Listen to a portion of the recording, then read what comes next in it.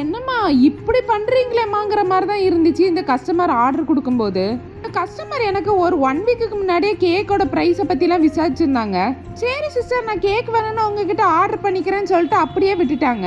திடீர்னு நைட்டு ஒரு 9:30க்கு கால் பண்ணி சிஸ்டர் எனக்கு கேக் கிடைக்குமான்னு கேட்டிருந்தாங்க. சரி சிஸ்டர் என்னைக்கு பண்ணணும்னு கேட்டதுக்கு எனக்கு நாளைக்கு காலையில் 7 o'clock வேணும்னு கேட்டாங்க. சரி என்ன ஃப்ளேவர் வேணும்னு கேட்டேன்னா ரசமலை ஃப்ளேவர் வேணும்னு கேட்குறாங்க. என்ன சிஸ்டர் ரசமலை கேட்க ஒரு நாளைக்கு முன்னாடி நைட்டு கால் பண்ணி கேட்குறீங்களே, நான் எப்படி பண்ணுறதுன்னு கேட்டதுக்கு சிஸ்டர் மறந்துட்டேன், ரொம்ப சாரி, எனக்கு கண்டிப்பாக வேணும், ப்ளீஸ் ப்ளீஸ் ப்ளீஸ்னு கேட்க ஆரம்பிச்சிட்டாங்க.